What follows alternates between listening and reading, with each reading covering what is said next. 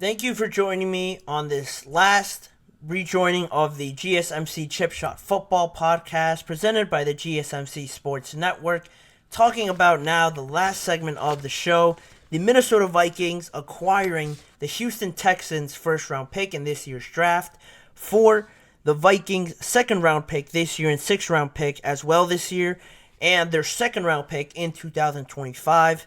Like I mentioned, the Vikings get the number 23 overall pick and the 7th round pick this year from the Houston Texans. So when I saw that, I thought, wow, like the Vikings are making moves. They're being proactive, and contrary to what everybody else thought, I know I talked about Sam Darnold and going to the Minnesota Vikings, what that could mean for them, their deal with Justin Jefferson and all of that, them being ready to, in my opinion, compete with the improvements they made on defense, Aaron Jones coming in as well. I thought they were ready to compete for this division, more so than they were last year. Then that happened with Kirk Cousins. He's now gone. You bring in Sam Darnold. And now I'm liking this move, but I don't know if having 2 first-round picks gets you in a spot high enough to draft one of the guys that I believe would make a difference for this team. Their general manager, Kwesi Adofo-Mensah, he said that the Kirk Cousins departure doesn't lock them into drafting a quarterback in the first round. He said that he thought the team had the flexibility to go either way. Without a second first round pick, I found that hard to believe. Now that they made this trade, okay, I can see where he's coming from. It makes sense now that he said flexibility, the opportunity to have the chance to stick with Sam Darnold or go out and trying to get the guy that you want because you might see him slipping or you might see other transactions go down where you see an opportunity arising to trade or make a deal with somebody else. His direct quote to the flexibility comment was that he said, if the opportunity comes where that player's available, we'll take it.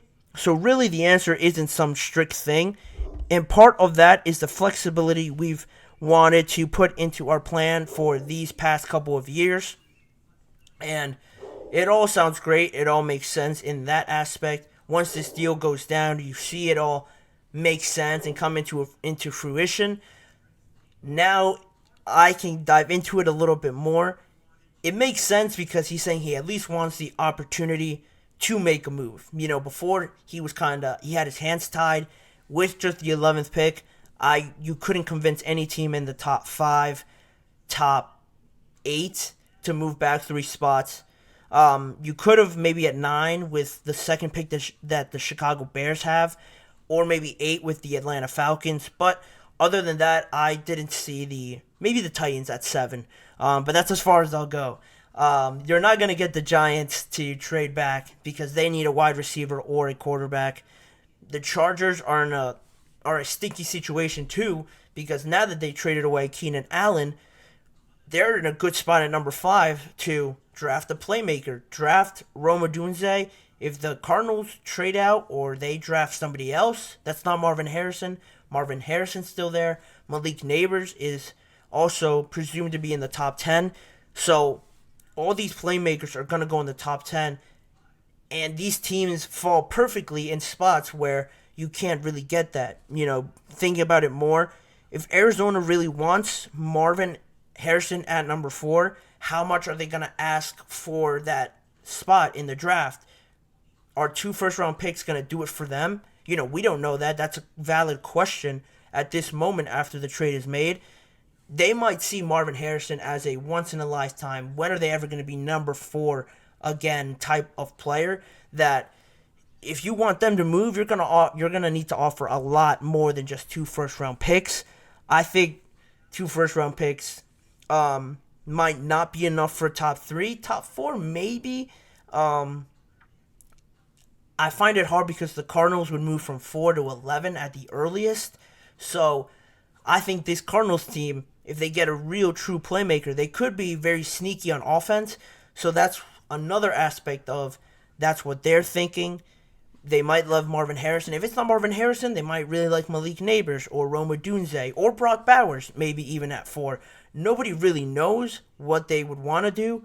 Them and the Chargers are another one. The Chargers could and were probably the most likely to trade back with, but now they're really trying to go in on offense. They only have Justin Herbert now and Quentin Johnson that they drafted last year, and he wasn't very good, quite honestly, at all. So they have no number one receiver. They're at number 5, where if the Cardinals trade out, they could get Marvin Harrison, a quick, easy replacement for Keenan Allen, younger, about the same size, probably just as talented as Keenan Allen, or like I mentioned, those two other guys, Malik Neighbors, Rome Odunze, that could all work. So if you want to trade it with them, what value do the Chargers hold in those spots? If they want to go all in on offense, number 11, you're not going to get a top-tier wide receiver. And then if you still want to go wide receiver, you don't want to reach on another guy like Brian Thomas, who's very talented. He's very good. But number 11, I don't see him being that high. So in that aspect, number 5 is starting to look a little bit tricky. Number 6, I think, would be the least likely to trade because the Giants just traded away their best player. You can't think they want to move back after they moved back a couple years ago and got fleeced out of drafting Justin Fields. Funny enough, they could trade for Justin Fields now this offseason, and they could all end up in a full circle kind of moment where they get him in the end. But they don't want another repeat situation of that happening and them missing out on another quarterback at number 6 that could fall to them, potentially a J.J. McCarthy or a Drake May. If they like him better, they could sit him behind Daniel Jones and let his contract sort of run its course before they throw in Drake May. That seems like the most logical situation. It won't be a fan favorite because I'm sure the Giants fans will want to have immediate success, immediate response to the questionable decisions that their team's front office has made. But that's sort of where you are with the Giants, and I don't think trading out of the top 10 will, one, benefit them, and if you do that and trade out, I think Brian Dable and Joe Schoen like their jobs with the New York Giants. So I think if they make a move like that and it definitely doesn't pan out and they're just as bad, they could be out of a job and they have to start this whole process over again. It becomes an even longer one, and you don't want that with the Giants, so that seems questionable. Number 7 and number 8 are the most open, other than 5, I guess you could argue. But at number 7 or 8, is that too late for a top quarterback to still be available? J.J. McCarthy has been jumping up draft boards a lot after his combine, so I could imagine that the Giants could be looking at him at number 6. So by the time you trade with the Falcons or the Tennessee Titans, J.J. McCarthy's gone anyway, and now you're left either in no man's land at drafting maybe too high and reaching on someone, or you have to trade back again and try to work out another trade with somebody else that wants to move up. So they've acquired these 2 first-round picks, all in all, with the Vikings, but you don't really know where to look. You don't know what everyone's value is right now in terms of where they value their players. Everyone sits in a spot where the guy that they could want and the guy that I believe would fit best for their team needs right now, nobody would have to move. Obviously, the top 3 have always been rumored with a quarterback. I always say the top 3 could and maybe should draft out of those spots, but everyone is saying if you don't draft Caleb Williams, you're going to get fired because he could be a generational talent. You can't miss on that guy. You can't have the opportunity and not take him. So the top 2 guys, top 2 teams are going to get Caleb Williams or Jaden Daniels. And then number 3, the Patriots, they sit in a weird spot too because is that too high to trade a 2 first-round picks, which was my original point at the start of this. Trading into the top 3 will take a lot. Maybe you have to dump in a little bit more, but are the Vikings willing to give up a little bit more? They have to be really in love with a certain quarterback, and they have to know that that's going to be their quarterback for the foreseeable future, and it's one that not only gives them success, but could hopefully keep Justin Jefferson around. That's the ultimate goal, to build this young, exciting offense with the pieces that they already have from their free agency move that they've made. I really like the Vikings, but, you don't really know what you can get right now. The market looks as cloudy as ever in terms of trading in the draft. I like the move.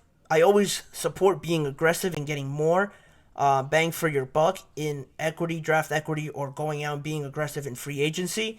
I love it, but we all sit in this spot right now where we don't know what is good value, what is not, who could be signed later that could change everything. It seems like every day in the NFL, you turn away or you blink and you miss jaw-dropping news that just drops from Adam Schefter or anybody else that throws everything out the window that you thought going into this offseason.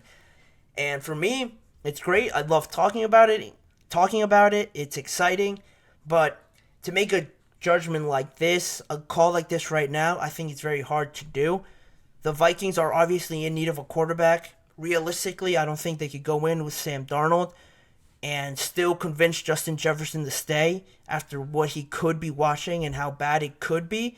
It could be good. I don't want to dump a lot on Sam Darnold, but you don't expect it to be good, and those feelings rub off on Justin Jefferson, and that could affect the negotiations going forward. It's a lot, but it always just seems like it's a step away or just a move away from getting it done. I'm excited to see what happens in the end with this. I do believe the Vikings drafting a quarterback is their top priority. Getting there is a different story that we're going to have to see play out in the next few weeks, months leading up into the NFL draft. But I will put an end to that conversation, and that's all the time I will have for this show. As always, I want to remind you guys to please follow, like, and subscribe to the GSMC Chip Shot Football Podcast presented by the GSMC Sports Network. Make sure to also follow us on Facebook, X, Instagram, and TikTok for more of the network's content. Outside of sports as well, there's a lot of good stuff out there. If you want to see more of the Chip Shot Football Podcast and myself, check out the GSMC Sports Network channel and the Podcast Network channel for YouTube Shorts that I post daily or every weekday on there.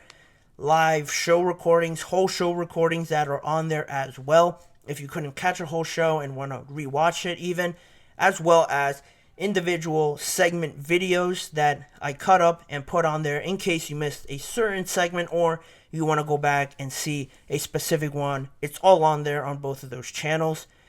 As always, tune in every weekday at 6:30 p.m. Eastern Time for more NFL and football conversations. I hope you guys all have a great weekend, and I hope there's more stories in the NFL to come back next week to talk about. I've been your host, Manny Maradiaga.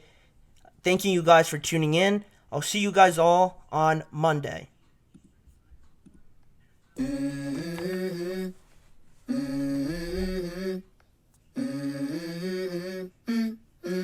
Let's go.